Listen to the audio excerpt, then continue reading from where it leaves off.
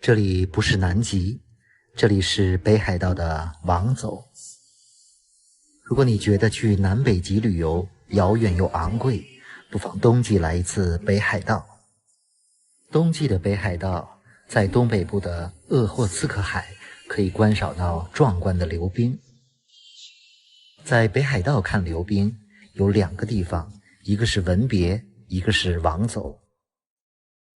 我今天就带大家乘坐这里的极光号王走破冰船，去体验这里稀有的流冰美景，感受震撼的破冰之旅。这个协里，这算是一个小城吧，真是够小的。这几天一直在北海道的道东旅游，这是我住的知床协里的酒店，早晨的免费早餐。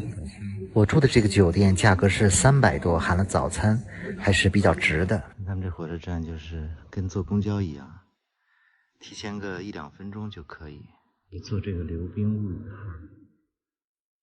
我今天要从协里去王走，选择了坐这个流冰物语号去王走。这也是一个网红的小火车，只有冬季才有，1天2班。我因为有 pass 卡，所以可以免费坐，单独买车票大概50块钱。这趟列车就是在海边上行进，从车窗可以欣赏到漂浮着流冰的鄂霍次克海，看这些白色的都是海面上的流冰。这条铁路的铁轨和车站离海岸边非常近，有的地方甚至感觉只有几米的距离。这个流冰物语号的观景列车是从王走到知床协里往返，中途会经过2个小车站，但是往返停靠的车站不一样。我这个知床协里到王走停靠的是清水站，而从王走过来的火车会停在北滨站，电影《非诚勿扰》曾经出现过的小站。很多人会在这里买一些土特产品，而我却跑向了旁边的一个观景台。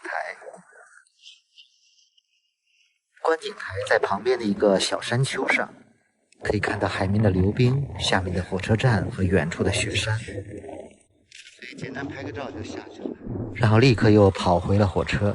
火车上没有推销卖东西的，只有做科普讲解的义务宣传员。从知床协里到王走距离并不远，只有大概40公里，1个多小时就来到了王走。车站还给游客免费派发了小礼物。欢迎礼物。北海道的很多小火车站都有这样的欢迎形式。火车站旁边的这家王走太阳酒店，这是我在王走住的酒店，订了一个单人间200多。住4，这是一个单人间，200多，1米2的床。这屋太热了，赶上东北的暖气房了。床头啊，冰箱。先是吃一碗饭吧。酒店旁边就有一个连锁餐厅，先吃个中午饭。这种快餐价格都非常便宜，才550才合到25吧。吃过饭，从酒店走到了码头。我这次来王走就是准备来坐这里的极光号破冰船的，看看码头这边的环境。这飞起来的是天鹅吗？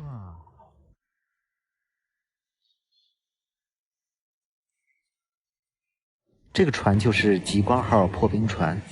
其实我在网上是没有抢到这个船票的，是后来到了北海道，让酒店的前台帮我电话订，还真订到了。不错啊，买了一张票，还优惠，3600合到180。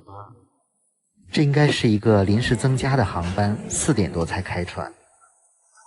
跟着我一起登上这个极光号，去欣赏一下壮阔的流冰盛景。这个船票确实比较难订，在网上也是价格比较高。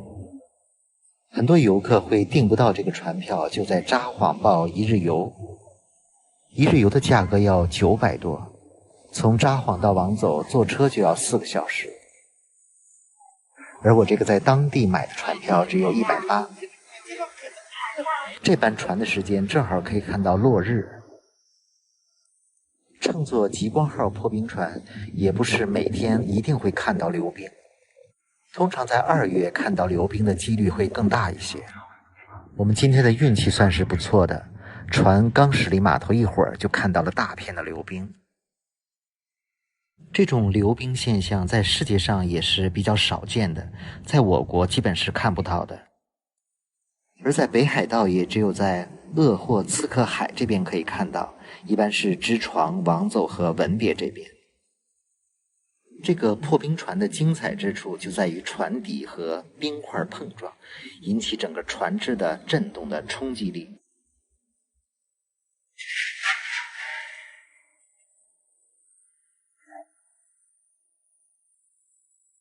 这些被冲击后撞碎的浮冰，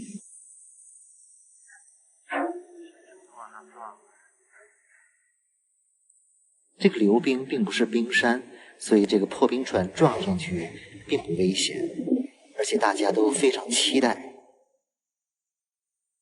这时候晚霞映红了天边，室外的甲板是非常冷的，但是大家还是非常兴奋地站在外面观看。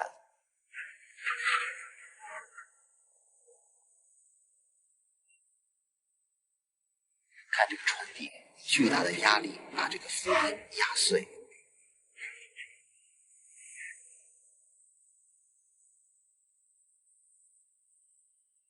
要冲破这些流冰的阻碍。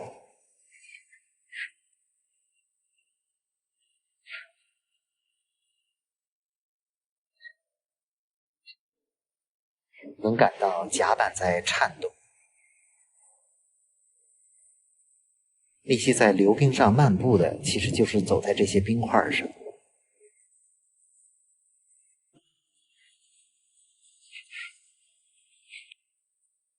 这一片的流冰面积非常的大。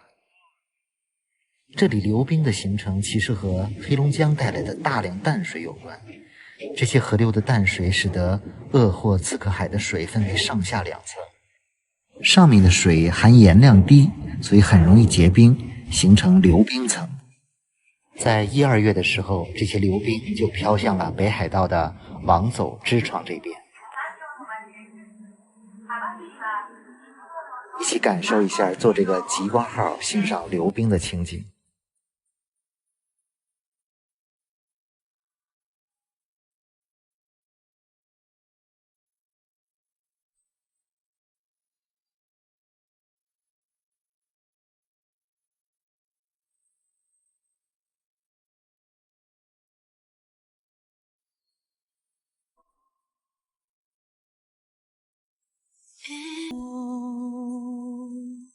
乘坐这个极光号破冰船大概游玩了1个多小时，感觉今天参加的这个180多元的极光号破冰船行程非常的精彩和难忘。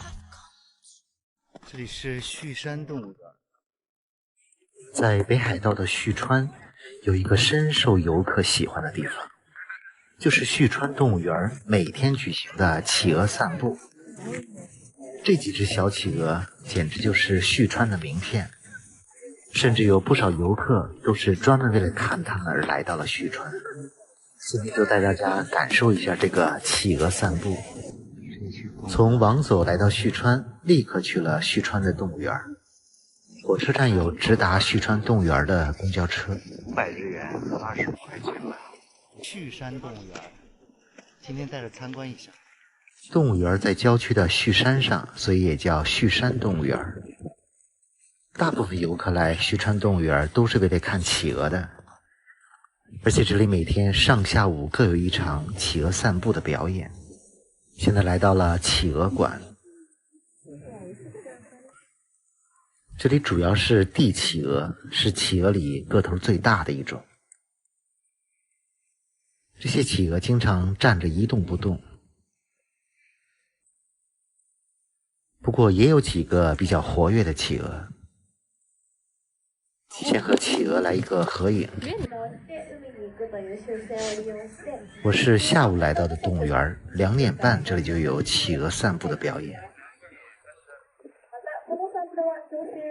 先是由训练员介绍一些企鹅的情况，科普一下知识。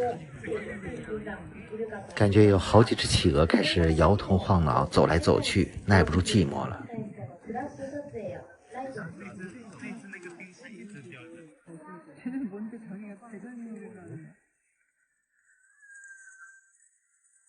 帝企鹅是非常漂亮的，尤其是身上那一片黄色的区域。它们好像也知道快到时间了，准备整装出发。这时候游客已经排起了很长的队伍，夹道欢迎这些帝企鹅。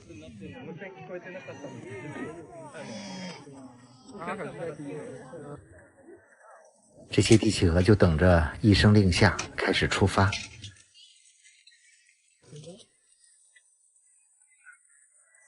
这一出场都有点发懵，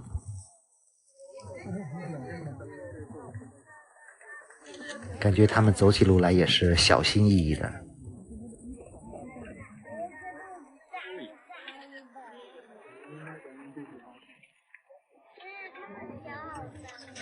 他们看到这么多游客欢迎他们，也点头示意。企鹅散步的路线是动物园里挺长的一条路，大家都夹道欢迎，很多人都坐在地上拍摄。其实不光小朋友了，几乎所有的游客都非常喜欢这些企鹅。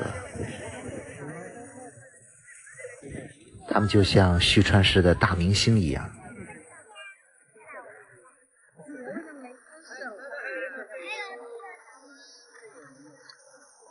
我也是为了多拍一些企鹅，跟着企鹅一起走，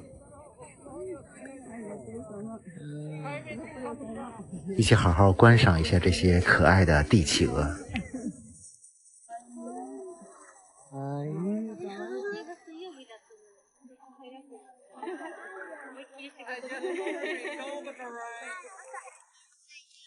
整个企鹅游行的路线也有好几百米。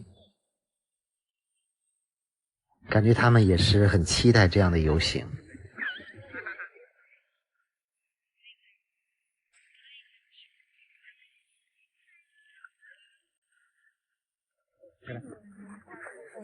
到这里拐个弯，掉头继续走，和企鹅来个合影。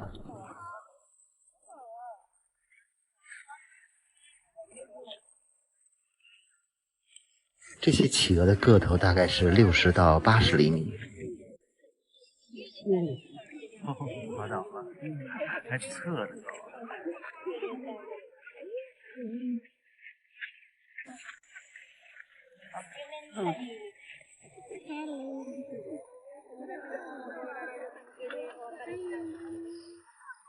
如果来北海道，一定要来旭川看一看这个企鹅散步。这个旭川动物园非常大，不光有企鹅，还有很多其他的动物。这边都是猛兽、老虎和狮子。狮子、老虎。隔网相对呀。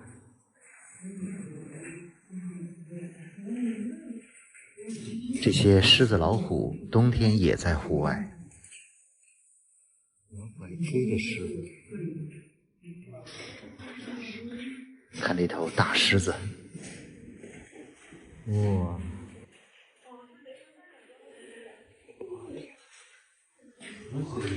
哇！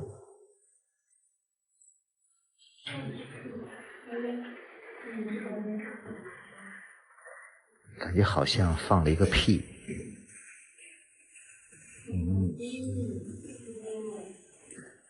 这个动物园的门票是50元，还是非常值得来的。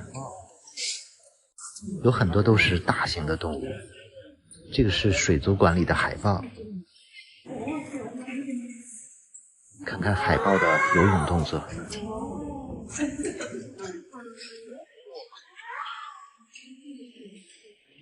海豹游泳。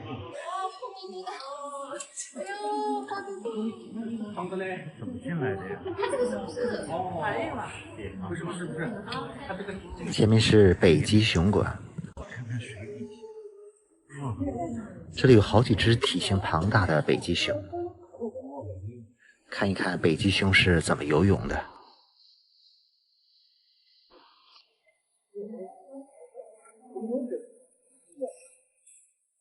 这个北极熊体长有2米多，非常巨大。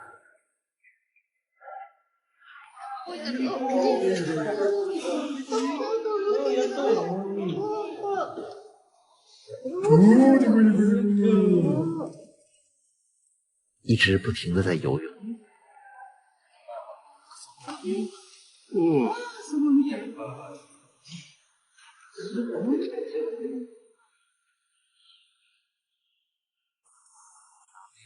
雪地上也趴着一只巨大的北极熊，抬头看了看，又趴着睡觉了。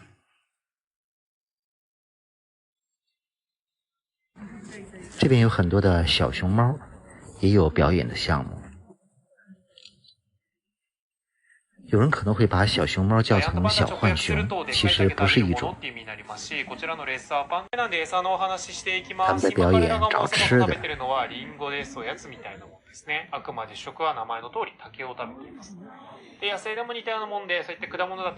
这些小熊猫非常的萌，很可愛。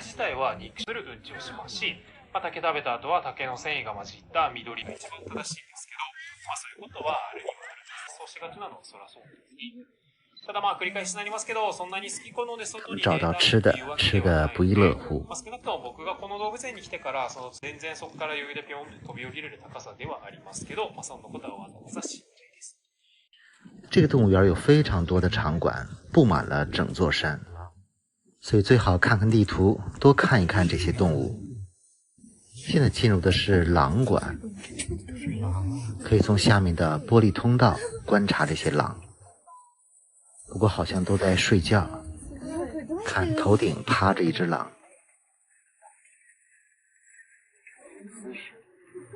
胯下之辱啊！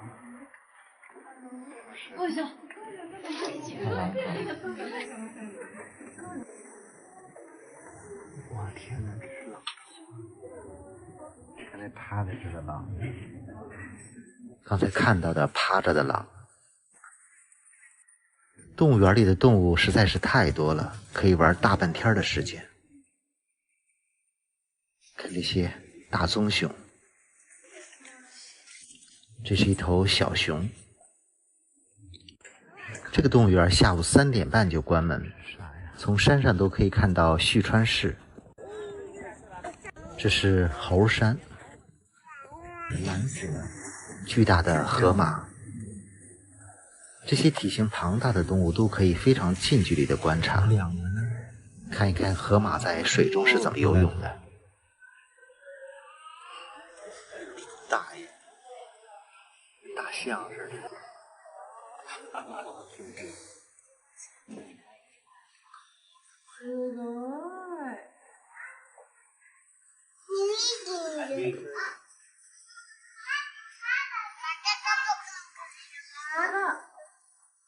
すごいね。在挠痒。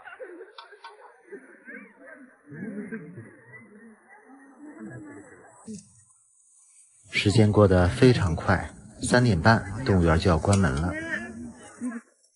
这个旭川动物园游览结束，还是蛮有意思的。这是旭川的旭桥，也有80多年历史了。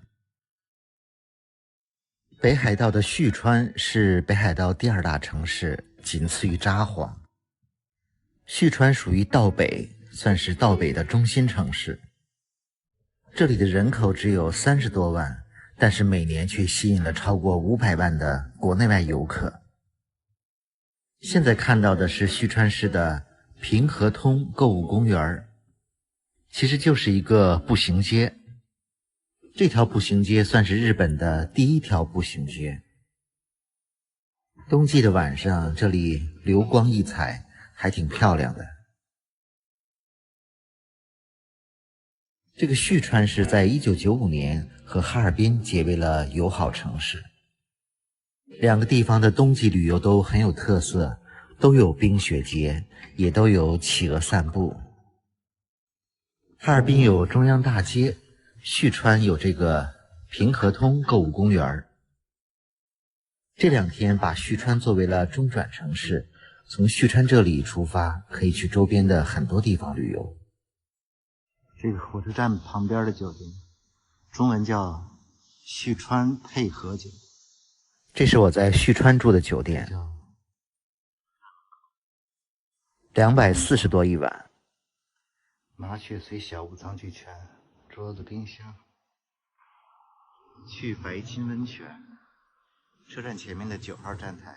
今天坐公交车去离旭川不远的美瑛周边转一转。美瑛算是一个比较有特色的旅游小镇，尤其是夏天，美瑛和富良野这边到处都是花海。现在是冬季，我今天准备去这里的青池和白须瀑布，路上就下起了大雪。正好下雪，真棒。是青池入口，坐这个公交车可以到这一站，然后从这儿走到白须瀑布。青池，请不要在被雪覆盖的青池上行。这几天连续降雪，这边都覆盖了非常厚的雪。这个青池夏天被誉为日本的小九寨沟。这是青池。这里的水面泛着青蓝色，因为上过国家地理的杂志，也曾作为苹果的桌面，所以吸引了很多游客过来。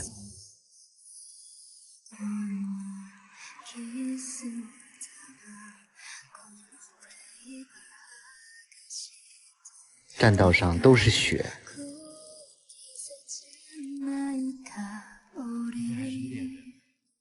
因为湖边没法徒步，所以回到了主路上。河边走吧。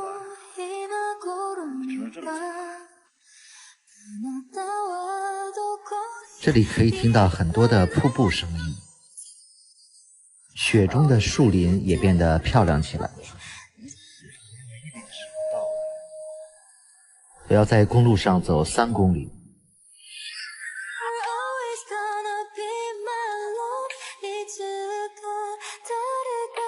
路上没有看到人像我这样徒步，偶尔会看到一些自驾车前往白须瀑布的。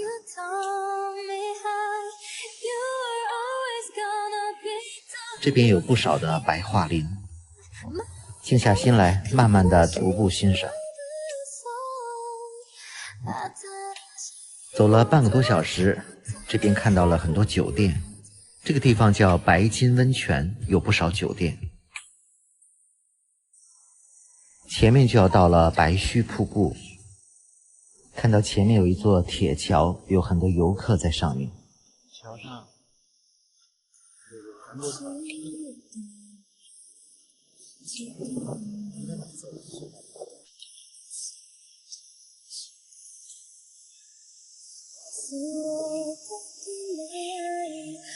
这里的瀑布形成比较特殊，它不是河流流下来的，是这里的熔岩层涌出来的地下水。瀑布的样子像是白色的胡须，所以被称作白雪瀑布。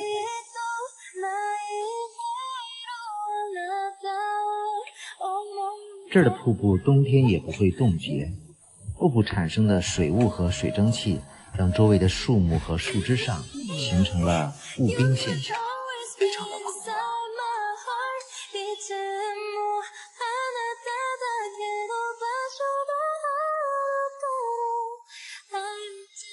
瀑布下面的这条河叫美瑛川，河水看起来有一种特别的蓝色。这种蓝色据说随着季节和温度的变化还会呈现不同的蓝色。在冬天这里银装素裹，仿佛人间仙境。这个白须瀑布从旭川或者美瑛站都可以有票。从旭川过来车票大概几十元。像日本的这些自然景点都没有门票，就是个车费。这条河上有好几座桥，都挺有特色的。这个景点会有很多的旅行团，也有札幌过来的一日游，把这里当做一个景点。但这里坐公交过来也很方便。但如果坐公交，一定注意好公交的发车时间，因为每天可能只有几趟。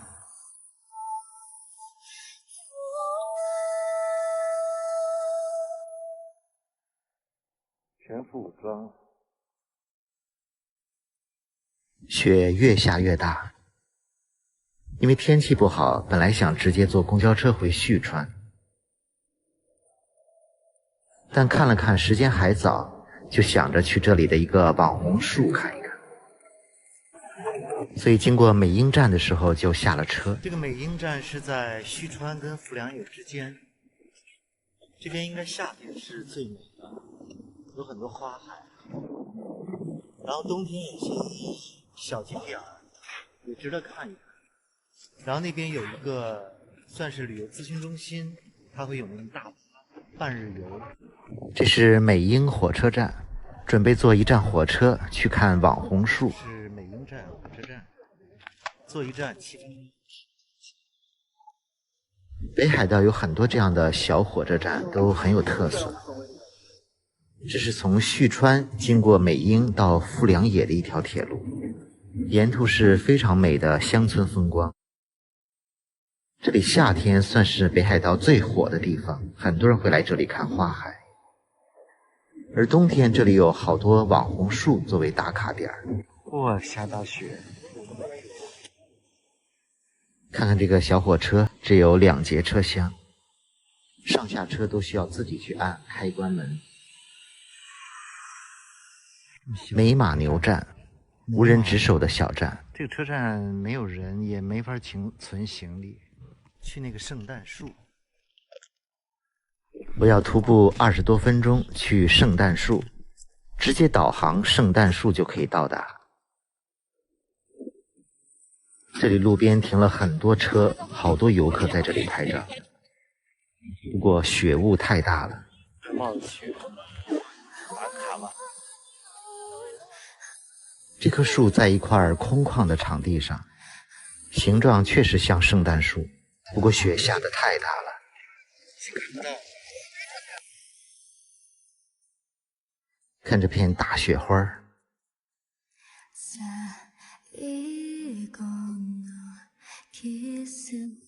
不过很快出现了太阳的光影。也许这棵圣诞树不想辜负我这片苦心吧。浓雾渐渐地散去，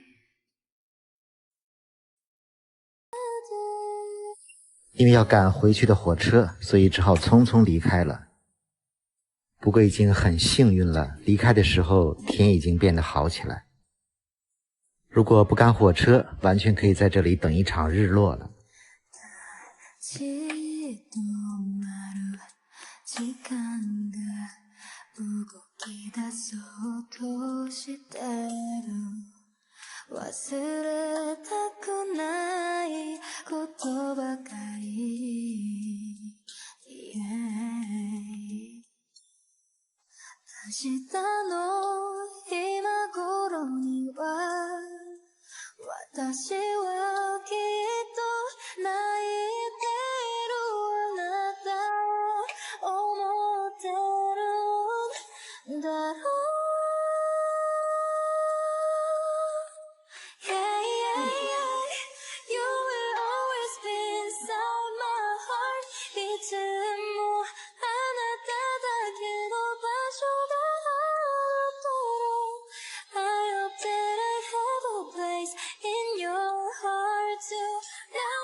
顺利赶上了从美马牛回旭川的小火车。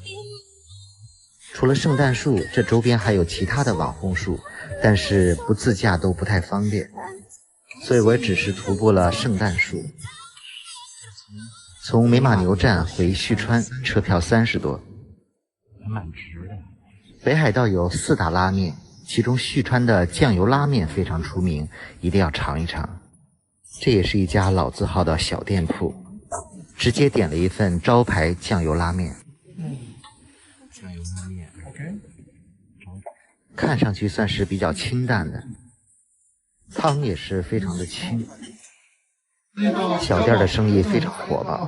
总的来说，这个酱油拉面味道比较清淡。这里是北海道的富良野滑雪场。富良野是北海道非常知名的观光城市，这里是很多电视剧的拍摄地。这里的夏天非常优美，到处都是花海，而冬天这里是一片雪国风光。一起跟我体验一下冬天的富良野。今天早晨在火车站吃了早餐，旭川传统的酱油拉面。火车站里面非常的温馨舒服。今天要坐火车去富良野，从旭川到富良野交通非常方便，火车1个多小时，票价大概60多。这里火车非常的宽敞舒服。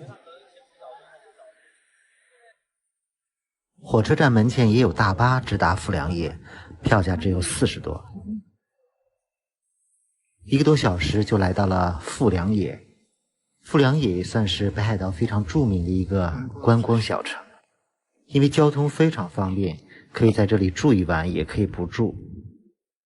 我选择了在富良野住一晚，然后第2天早晨直接坐大巴回札幌。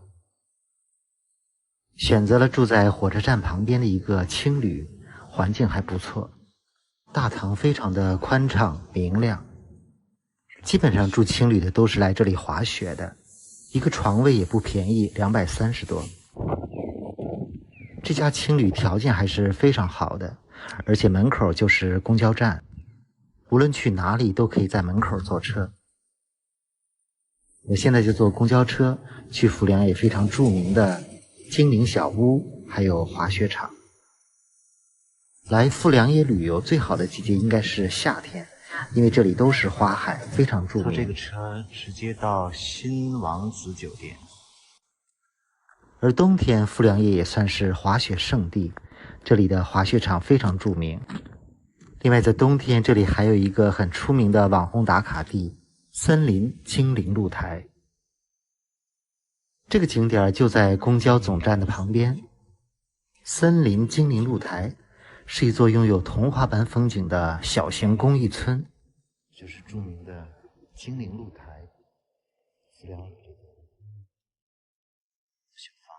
在茂密的树林里有一个森林步道，旁边散落着许多木屋商店，里面基本都是卖民间工艺品的。一共有15间小木屋，每一间的装饰主题都不同，各具特色。一般游客来这里都是打卡拍照，买一点纪念品。冬天的森林精灵露台还是挺像童话世界的，尤其在飘雪的冬夜，温暖的灯光会照亮整个森林精灵露台，洋溢着非常浪漫的氛围，童话感十足。很多旅行团会选择傍晚来到这里，因为从4点半开始这里会亮起灯光。不过这里的公交车末班车是4点多，所以自由行游客坐公交回去不太方便。像这些小屋都拍过很多的电视剧。我因为1点多就来到了这里，还没有什么游客，感觉白天这里也没有什么特别的。精灵露台的旁边就是富良野滑雪场。富良野滑雪场也算是一个世界级的滑雪场，这里举办过很多的世界大赛。买了一张卡，上下的。很多人冬天来北海道都是来这里滑雪的。据说这里的滑雪场雪质非常的好，而且景色都很美。富良野的滑雪场在日本也是排名前5的滑雪场，所以虽然我不滑雪，但是还想上去看一看。这种滑雪场也没有什么门票，主要是买一个缆车票或者租用它滑雪的工具。缆车票也分为1日套票和像我这样的观光票。这个滑雪场有很多的滑道和缆车，我这个是最大的缆车道，能装好几十人。往返的缆车票是2800日元，大概合人民币140。从空中看这里的风景，就好像是水墨画一样。这里还有其他的缆车类型，都是供滑雪者使用的。这个富良野滑雪场有好几个滑雪赛道，有难度大的，有难度低的。这很多小的缆车都是直接换好了雪橇，坐上面直接去玩的。坐我这个缆车的基本都是自己拿着雪橇上去学习滑雪的。这个滑雪场的最高峰也有1000多米。我这个缆车的终点只是在半山腰，还有其他的小型缆车通向更高的地方。10几分钟到了缆车的山顶。这都是同一缆车上的滑雪爱好者。我仔细看了一下，只有我一个人不是来滑雪的。缆车站这里有一个很大的休息厅，可以在这里换雪橇、雪板。上来了。从大厅出来就可以看到滑雪场。往上还有小的缆车，应该是难度比较大的雪道。这是旁边的一个小缆车，很多人都是穿着滑雪板直接上来，然后直接滑下去。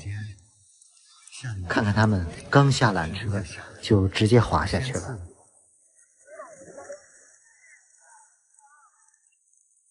我虽然不滑雪，但是也去过很多滑雪场，主要是去那里赏风景。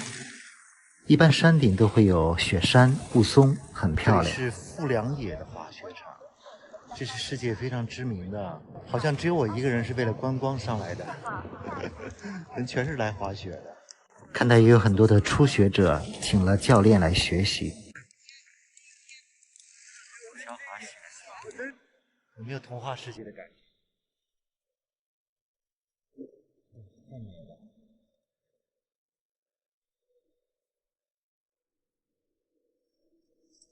现在有北海道感觉是吧？所以到滑雪场应该是它最美的地方。哇，你看那个高处，难度真够大的。树多漂亮！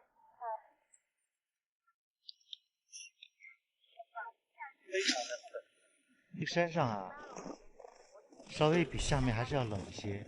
这个雪拿手一摸，好冷啊！赶紧把手套戴上。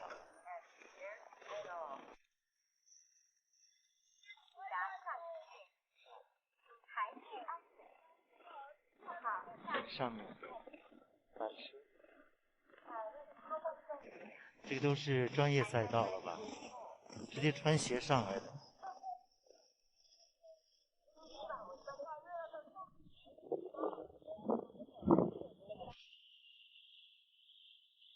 这边真的是越来越漂亮。再去拍一个那树挂吧。就这样在高山林海中行走，也是一件非常惬意的事情。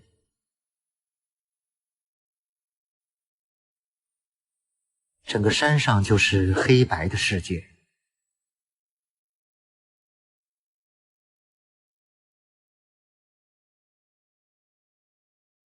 日本的滑雪场是非常多的，因为雪质非常优良，也吸引了来自世界各地的滑雪爱好者。不少人就是冬天专门来北海道滑雪的。不过很多滑雪场脚下的酒店都比较贵，很多酒店都动辄1-2千、2-3千。所以在富良野我只是住了青旅200多。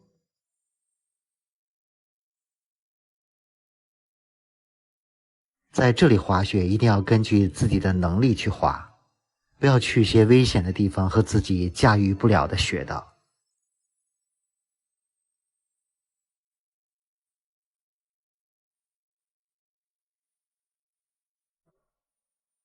更不要去一些未知的区域，因为有些地方雪非常的松，非常的厚，很有可能会陷进去或者发生雪崩。我个人感觉富良野滑雪场的景色还是比较美的。所以不会滑雪的，在冬季把它当一个景点，坐个缆车来玩一玩也是可以的。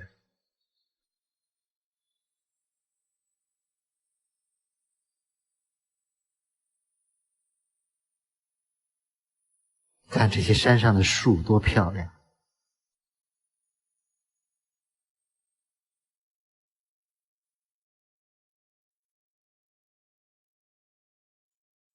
远处的那些滑雪者像小蚂蚁一样。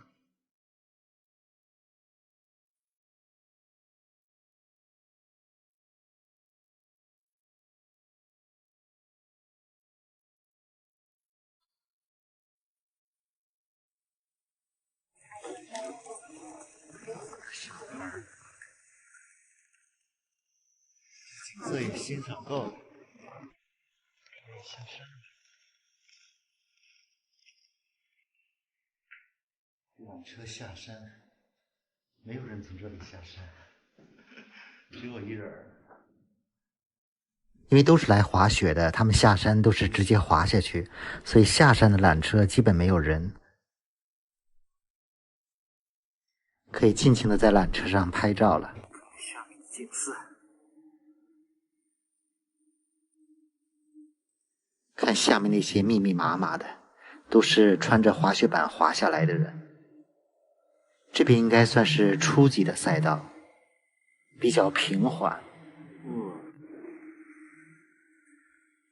这是另外一条赛道。整个滑雪场的海拔还是比较高的，有1000多米。下了山，不要忘了把这个缆车的卡的押金给退了。刚才买的卡在这里退掉。将近4点钟，又回到了这个精灵露台。这里已经来了很多的旅行团的游客。傍晚这里就会亮起灯光，晚上的景色据说还是非常漂亮。看了看时间，还有将近1个小时才亮灯，想了想还是放弃了。因为这里的末班车就是4点多，如果等到天黑，还要想办法打车回去。回到市区，找个地方吃晚饭，吃个小馆儿。这算是海鲜大虾拉面。这是吃了第几个拉面了？第6个。这汤的虾味儿很浓啊，还弄一大虾。这个比旭川的酱油拉面好吃。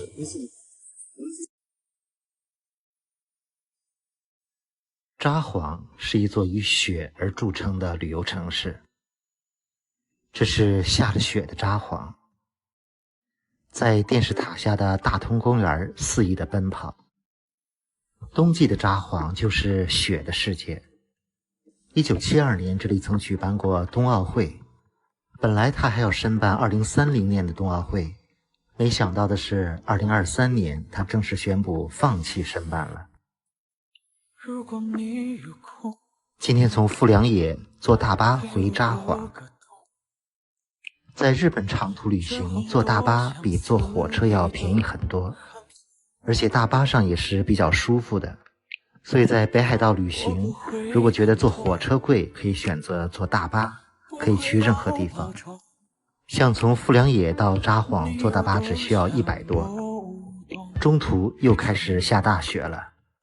像这种大雪天，国内的公路都应该封路了，而这边的大巴基本都照常运行。一路上雪越下越大，3个小时之后到达了札幌。抓紧拍一下大雪中的札幌，这是札幌著名的计时钟，很漂亮的建筑。来到了大通公园电视塔下，大雪之下，这里成了黑白的世界。在这里拍一组照片。雪下的时候是想念的汹涌，雪停的时候大概破了空。1000万遍念旧，别对我宽容，我多半会心痛。雪下的刚好，提醒我逃不逃这白色的外表，多像在求饶。那冻裂的伤口还需不需要你治好？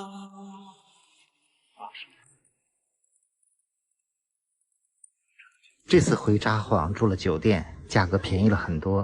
札幌住宿，酒店离札幌车站不远，只有300多一晚。间大床房，这个价格非常划算了。位置好。准备在这里住2晚，休整一下。我这次在日本的住宿基本都选择的200-300的标准，可以说北海道的住宿大部分时间价格还是比较便宜的，而且非常干净，设备也非常周全。在札幌休息了大半天，第二天出来散散步，先去吃个早餐。虽然冬季的札幌经常下雪，但其实并不冷。早餐来到了札幌的一个朝市，可以理解成早市了。北海道的朝市基本就是海鲜市场，吃海鲜的地方。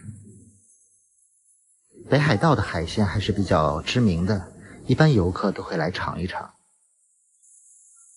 可以在这里买海鲜，去旁边的餐厅加工，也可以直接去餐厅吃。选了一家著名的食堂，在这里品尝一下当地的海鲜。里面有16种，点了一份大拼盘，可以品尝到16种海鲜。应该海胆。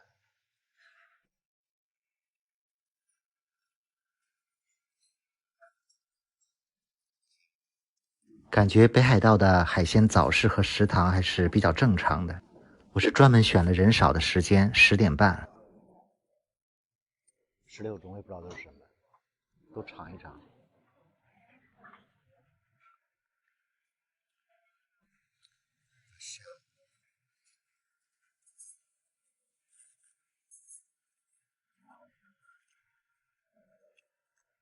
甜香，里面就是饭。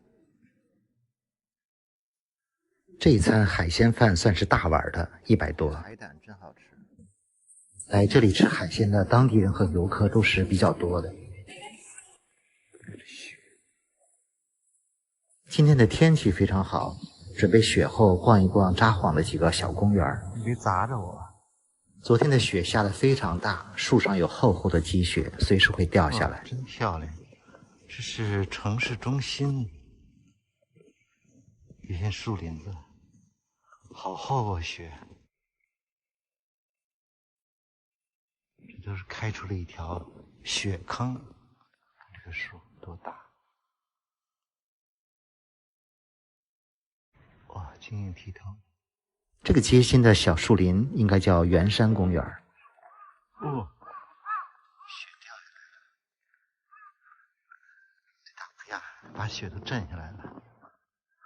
白茫茫、银装素裹的一个雪的世界。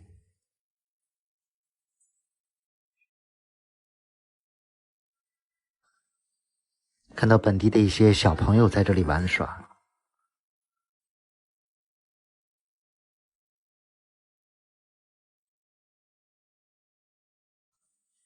不少当地的人也出来散步。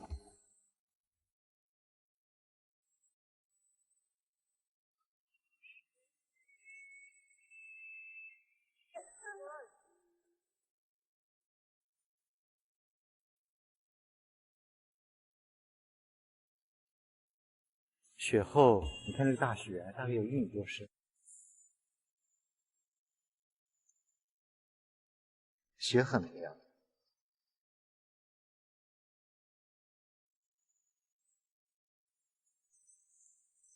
这个雪确实非常晶莹剔透，很纯白。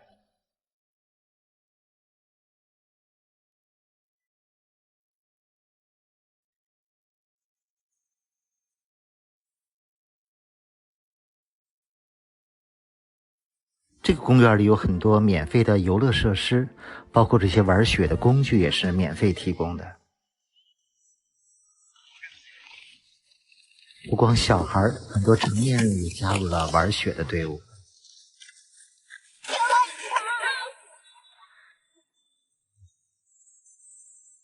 圆山公园的旁边就是北海道神宫，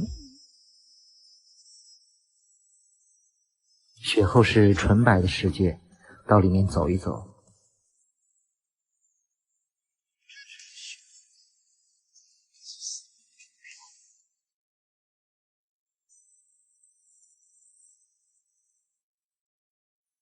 这里有不少的寺庙神社。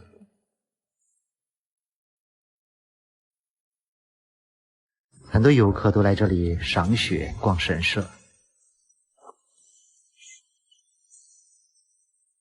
雪后的景色还是非常美的。这边是北海道神宫的正殿，这边都是很有历史的、玉制的。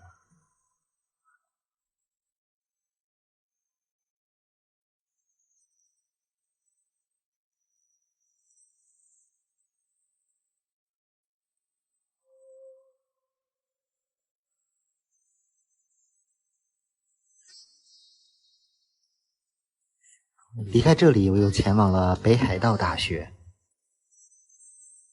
不过冬季的北海道大学没有什么可拍的。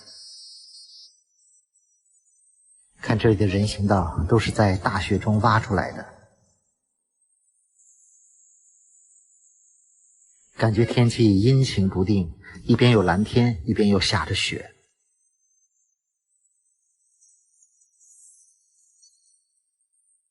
又经过了一个北海道的城市地标，不过这里正在重新装修。不知不觉在雪中走了好几个小时，去旁边的小餐馆休息一下。日本的这种连锁餐厅价格是非常实惠的，20-30、30-40就可以吃一顿不错的。虾蛋黄，我这个30多，有好几只大虾和鸡排。虾很好吃。想去到那个早岩山看一下札幌。本来想傍晚去一下早岩山看一看札幌的夜景，不过雪越下越大了，于是坐车来到了博野。记得第一天来札幌的时候，还在这条街上看了冰雕。不过那个冰雕是为了札幌雪季节的，只存在了1周多。札幌有将近200万人口，但平时在街道看到的人是很少的，因为大部分人都是在地下的。札幌的地下都是连通的商场和街道，所以即使大雪纷飞，也不影响人们的生活和工作。感觉这天气又好了，又后悔没有去早岩山了，干脆去登一下札幌的电视塔吧。这个地下是望不到头的商场，地铁之间也是连通的，等于就在地下逛街了。地下通道里有无数的出口，我现在从大通公园这个出口出来了。现在是傍晚时分，下小雪，准备登上那个电视。傍晚时分，电视塔的灯逐渐亮了起来，这时候的景色是最迷人的。很多人在这里打卡拍照。这电视塔是大通公园的标志建筑，塔高是140多米，仿照了埃菲尔铁塔。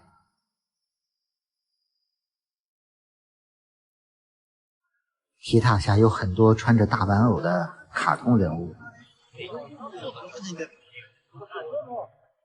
这个铁塔也是连通着地下商城的。登上顶端的瞭望台是要收门票的，50元左右。到上面的瞭望台来看一看。果然今天天气不好，能见度很差。如果今天去早岩山又是白去了。从铁塔上看一看下面，其实这个铁塔的2层、3层也是比较高的，可以免费观景。另外在札幌火车站也有一个观景台，但如果真想看到札幌最好的夜景，还是要去早岩山。是2楼，其实感觉比在楼上看的清楚。这就是在2楼通过玻璃看到的外面夜景。2、3楼其实都是免费的商店。哦，这是地下1层。这是电视塔的地下1层，直接和地下商城连接。外面仍然下着大雪，准备回酒店休息了。明天会有一个长途旅行。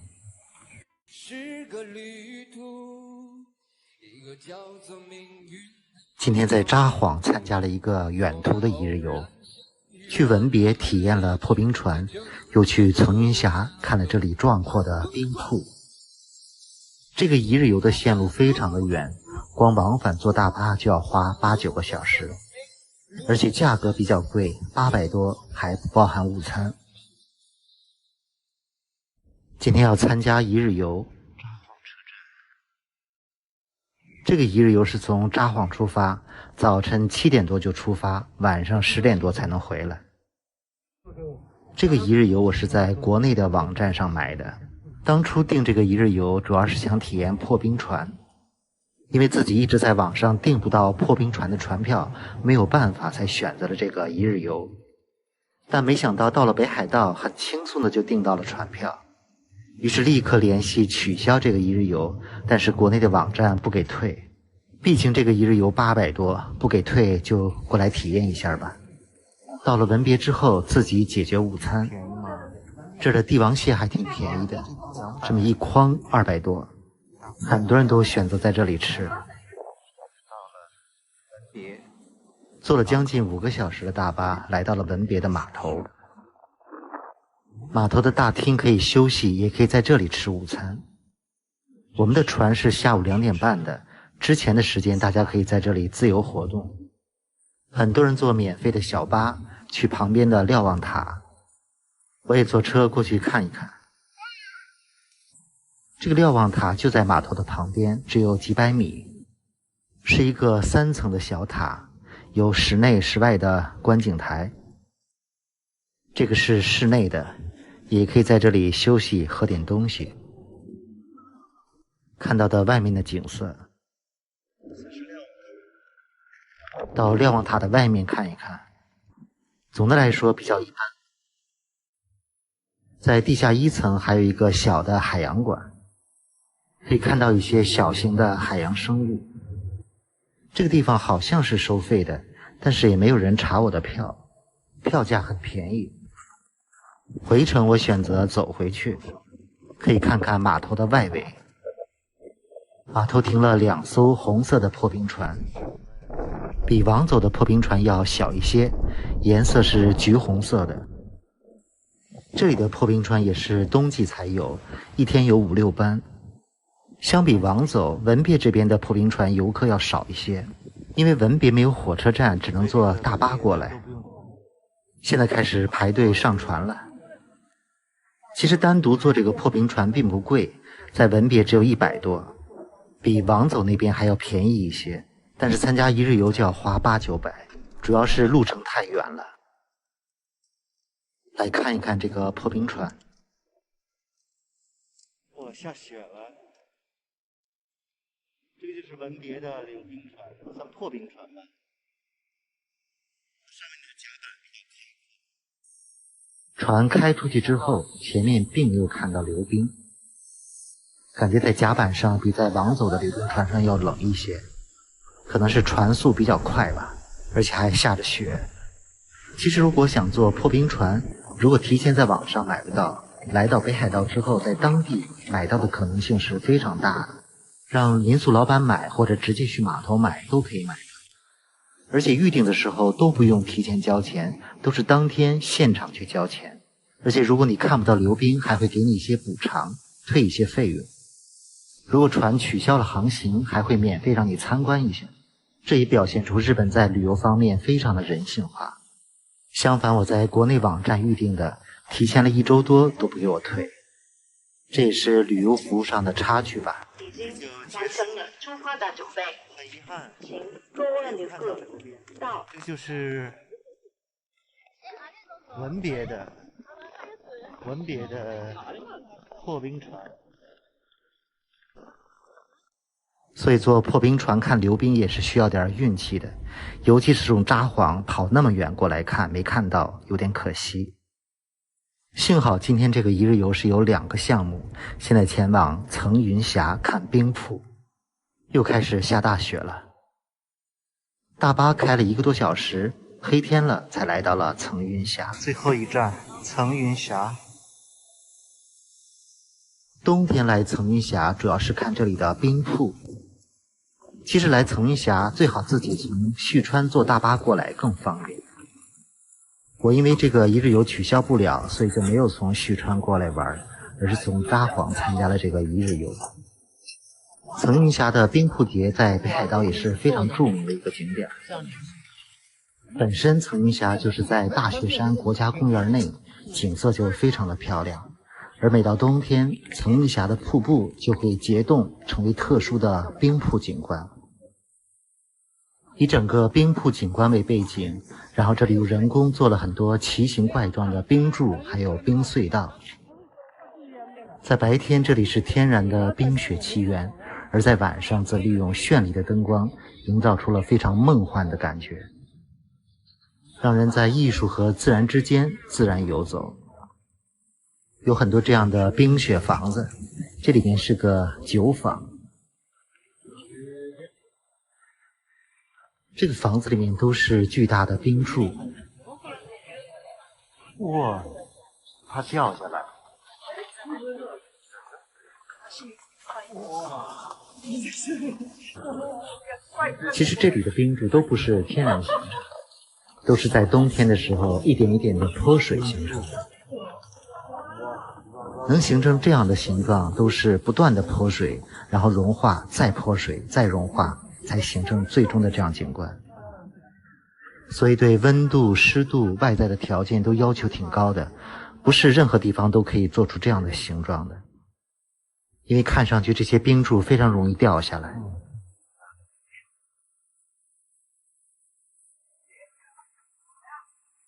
我天哪，都快掉下来。到砸晕了。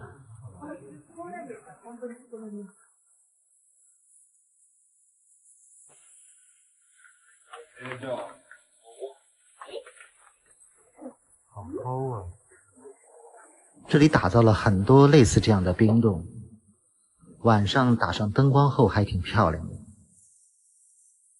这是个酒坊，还有卖酒的。是有卖酒的北冰吧。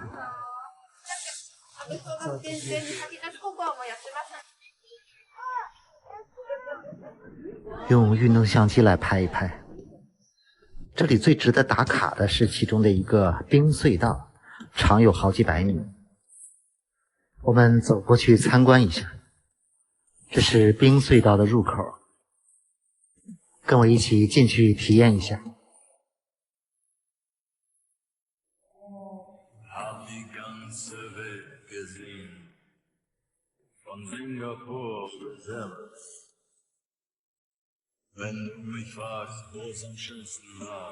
主要是上面这些密密麻麻的冰柱比较难做出来，因为要不断的反复的泼水。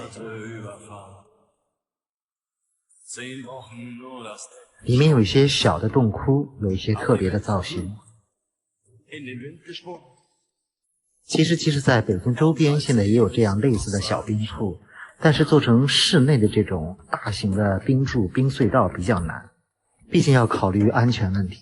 这个大鞋。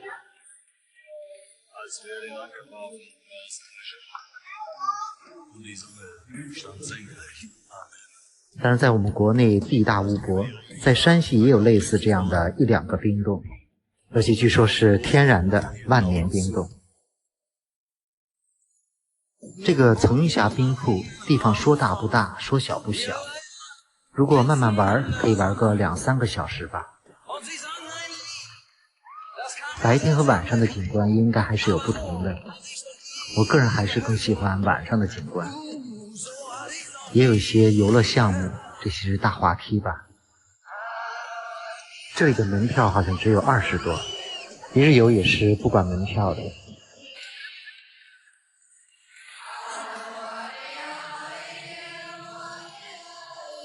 还可以看到远处的山形和月亮。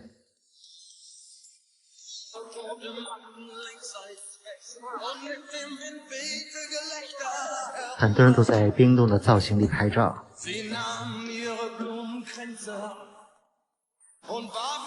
在进入洞里拍拍照。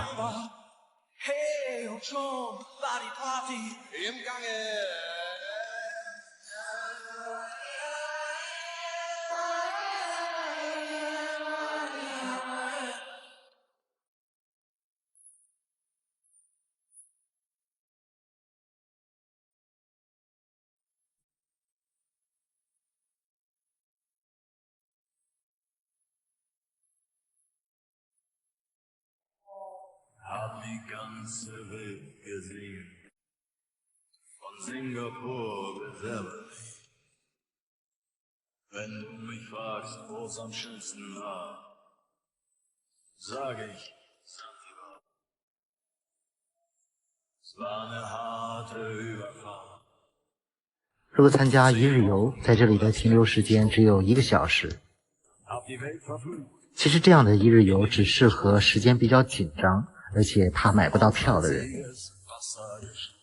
如果时间相对宽裕的话，这些地方其实都可以自己来，又方便，花费又少。像今天这个一日游，单程的车程时间就要4、5个小时。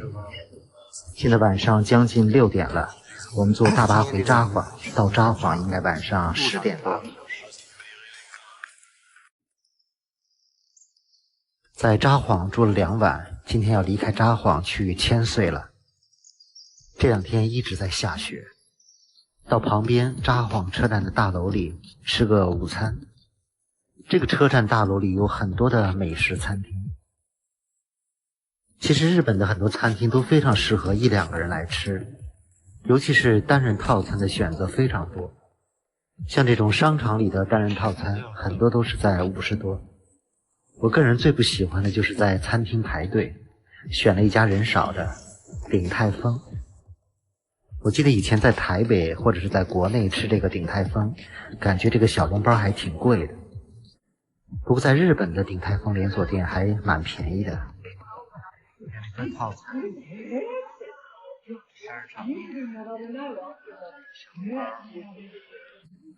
像这个单人套餐，一个炒饭加一个小笼包，还有一碗汤，茶水是免费的。猜多少钱？63，还挺便宜的。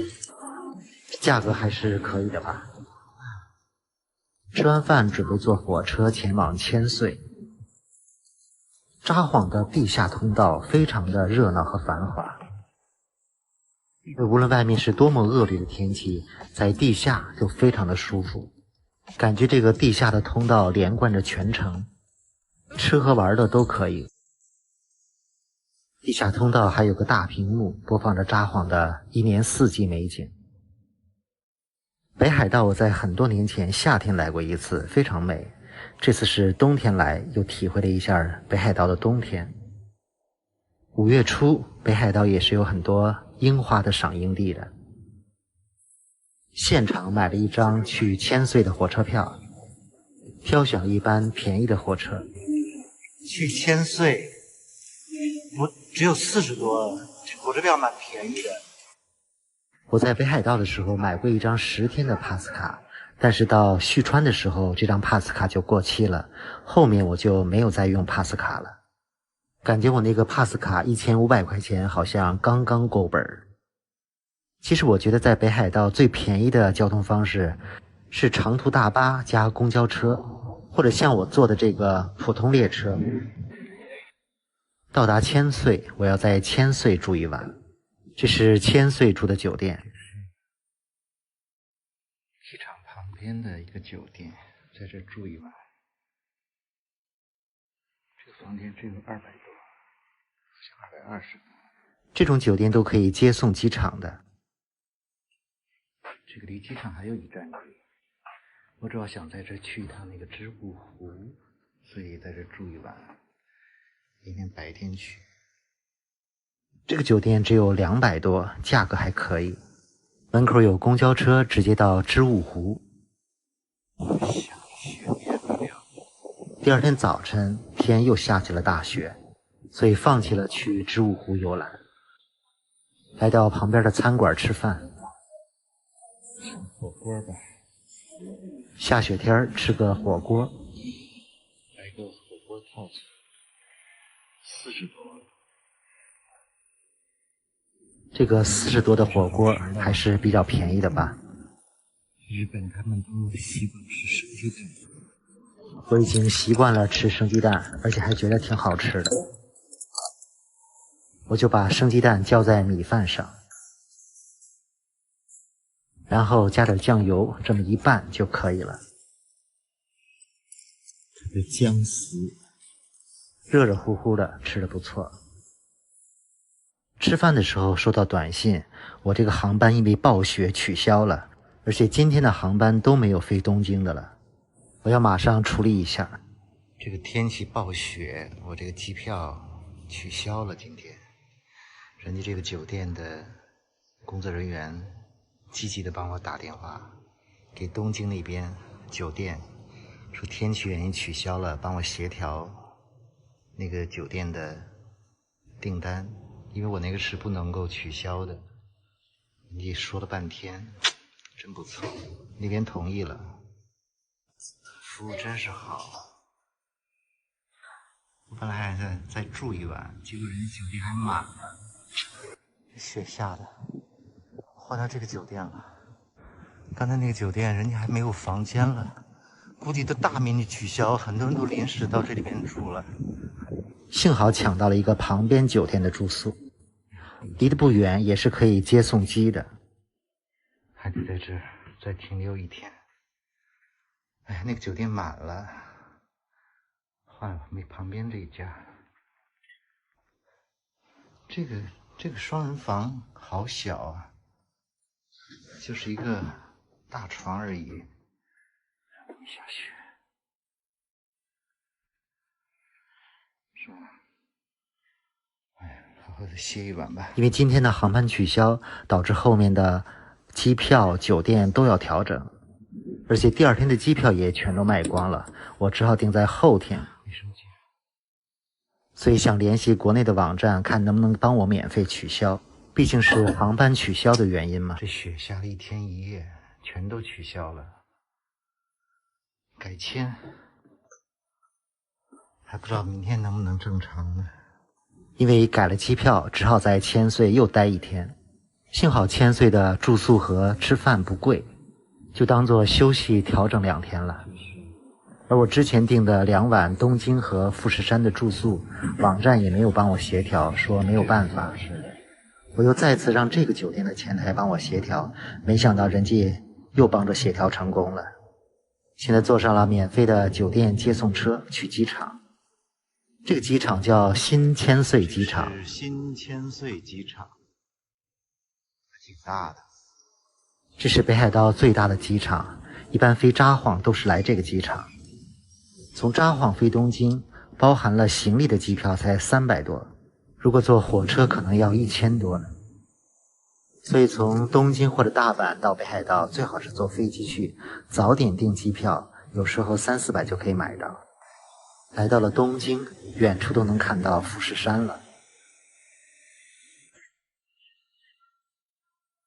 到了机场，准备直接去富士山下的河口湖。需要先坐车去东京市区，选择了坐大巴，经济实惠。到市区大概是60多。到了东京站，还要继续坐一个巴士，直接去河口湖了。先要往前走，去售票厅买去河口湖的巴士票。这个售票厅在临街的地方，是买巴士票。从东京到河口湖的巴士票大概是110，现在坐巴士前往富士山下的河口湖。从东京到富士山其实很方便，有很多车站，很多种交通工具都可以到达，包括从东京的成田机场也有直达河口湖的，大概是250。我是先到了市区，在东京或者新宿都有大巴直达河口湖，价格大概110。火车到富士山河口湖那边车次也非常多，价格大概是200多，要贵1倍吧。所以如果想在日本穷游的，坐大巴应该是最便宜的。其实大巴的条件非常好，大部分情况用的时间和火车也差不多。现在经过的是东京市区，东京是非常繁荣发达的国际大都市。大巴开了将近2个小时，现在已经可以看到富士山了。在我的印象中，富士山下很多都是很破烂的小房子，尤其是很多乱七八糟的电线杆。这么多年还是这样。我这次原计划是在富士山住3天，因为飞机取消耽误了2天，所以只能在这里待1天。来到了富士山下，这是富士山下的河口湖站，这是离富士山河口湖都是很近的车站。这个地方既可以有火车，也可以有汽车，里面就是火车站，旁边就是汽车站。先买一张回程票。这边火车站，完了这边是汽车站。看来这个还是汽车划算，汽车2000多，2200，火车4000多。汽车不错，汽车直达，还是坐汽车明天。这个是富士山的周游券，这个周游券这么便宜吗？不到100，2天可以去这么多地方。这个是河口湖到山中湖，山中湖主要有个天鹅，这边还会经过人野八海和浅间。随处可以看到富士山的身影。先去住宿，已经傍晚了。我这个时候来富士山其实不是最好的季节，如果再过半个月，3月底应该有樱花了。选择了一间富士山下的小民宿，都是自主办理，没有人。这是一个上下床的，可以住2个人，这还挺值的，可以住2个人。这一间房一晚只有190，就在富士山下。不过这个卫生间是门口，应该是共用的。本来住3晚的，凑合住1晚吧。这儿的民宿老板真不错，我临时取消了，也没有收我的费用，反过来还帮我去网站协调去退款。只是这个民宿周围有点安静，没什么餐厅，只好去超市买点吃的。超市买点东西吃吧。明天来个富士山1日游。